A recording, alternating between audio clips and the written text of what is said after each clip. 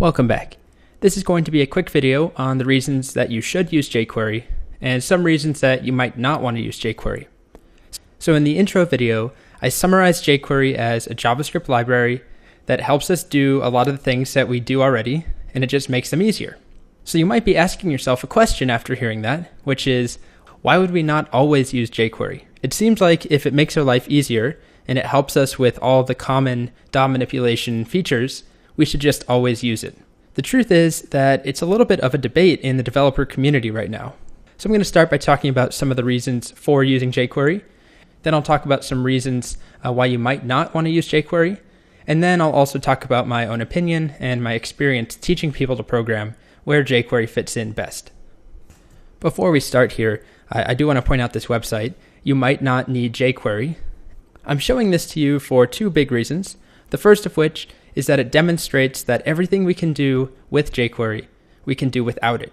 That's the point of this website, is to show common things in jQuery, like hiding an element, how you would do them without jQuery. And you'll see that a lot of them are really similar, and on a lot of them jQuery isn't much shorter. But on some of the features, like Ajax, this is a lot longer over here without jQuery. The second reason I'm showing this site to you is that the very fact that there's even a site called You Might Not Need jQuery is a testament to the debate that's currently ongoing in the developer community. And this is just one example of a site that is questioning that you might not need jQuery. There are hundreds and thousands of blogs and articles and tutorials out there that will tell you you have to use jQuery or you should never use jQuery, and it's very hotly contested. So let's dive deeper into that debate and talk about why you should use jQuery. So why use jQuery? The original reason that it was created is that the DOM API, all the methods we've been using, document.querySelector, getElementById, all of that, used to be considered broken. So the whole goal of jQuery was to make it easier and quicker to use the DOM API by using jQuery, which acted as an interface to the broken DOM API. It also makes your code clearer and shorter, as you saw here. Doing something like this without jQuery is 3 or 4 times the amount of code as it is using jQuery. So it makes it clearer and shorter. It's easy to use as well. It has built-in cross-browser support. So that means that jQuery will take care of the differences between a property that works in Internet Explorer 9 and one that works in Internet Explorer 8. And it will take care of all that cross-browser support, which is kind of messy and one of the worst parts of being a web developer, to be honest, in my opinion at least. It also provides Ajax, which we'll talk about later. It's a subset of features that's really useful. And the last reason on here is that lots of people use jQuery. And I'm not just saying that because lots of people use jQuery, you should obviously use it too. That's not at all what I'm saying. But the fact that lots of people use jQuery means that there is a strong community out there. There are lots of tutorials and blog posts and Stack Overflow questions. People use it all over the place, and so there's a lot of materials and resources that pertain to jQuery, which is great when you're trying to do something and you need help. Okay, so we talked about why jQuery is great, and it probably sounds a little bit like a miracle at this point. So why would we not use it? And the first and most important answer is that the DOM API is no longer broken. So it has things that it didn't used to have. So for instance, query selector all, did not used to exist as part of the DOM. The DOM API is much easier to use, and we've been using it so far, and we've been doing just fine without jQuery. The second reason is that it doesn't do anything you can't do on your own, which is the whole point of this site. We can do everything that you would do with jQuery without it. And along with that, if we only wanted to use 2 or 3 methods or even 10 methods out of jQuery, we're still including 100 or 200 plus different methods. So sometimes people will call it an unnecessary dependency. They might say that using jQuery is too heavy a tool for what you're doing. So if you're only using jQuery for animations, for instance, that's a little bit overkill because there are other tools out there that will help you only with animation, while jQuery does animation plus 100 other things, and it's just unnecessary to have that much weight, is what people would say. So performance can be an issue. It won't be in our case. We won't be doing anything that really is pushing jQuery hard. But the idea behind that is that if someone is using jQuery and they don't know, they're not familiar with the code and the source code of jQuery and how things are written, they might use a method or they might write some code that's inefficient that actually is slower than if they had just done it without jQuery.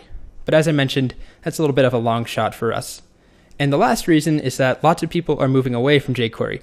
And that's not to say that just because other people are not using jQuery, that you should not use it. It's the same reason that I mentioned for jQuery. So there's great resources and tutorials and videos, lots of information out there. So you really can't go wrong. So now I'm going to spend some time discussing my own opinions on this, and in particular, my experience teaching people to program with jQuery and without it.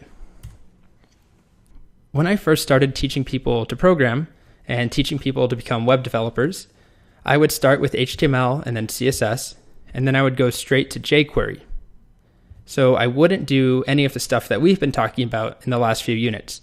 I would teach events, I would teach selecting and manipulating through jQuery, but I wouldn't show students how to do that with vanilla JavaScript.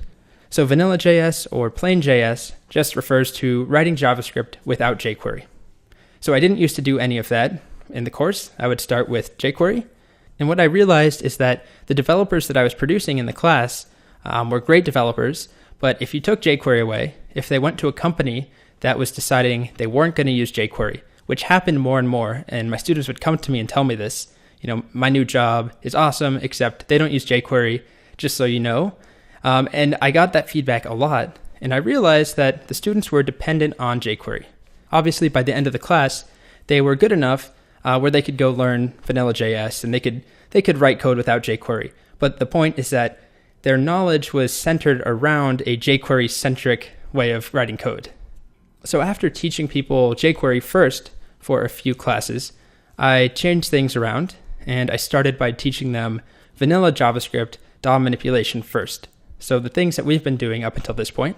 And then I introduced jQuery afterwards, once they had a solid conceptual foundation of how events work and how selecting and manipulating works and all of that jQuery can help us with, I wanted students to understand how jQuery was doing all of these things behind the scenes. After teaching this approach of vanilla.js first and then jQuery later, and doing that for a few classes and watching those students graduate, I realized that we were producing much, much stronger JavaScript developers.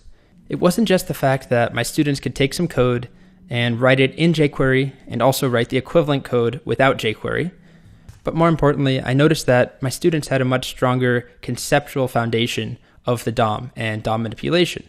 So their foundation wasn't built on jQuery, which is one way of doing it.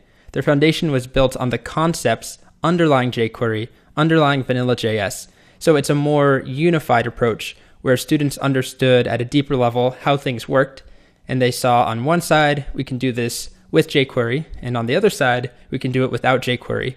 Rather than structuring their conceptual framework around jQuery, they structured it around the general DOM and the concepts of DOM manipulation. So that was a long-winded way of sharing my opinion on this issue. I've come to the conclusion as a developer, and also as an educator more importantly, that it's worth knowing how to do things without jQuery and also how to do them with jQuery. So we've seen how to do them without it, and now going forward, we're going to see how to do things the jQuery way.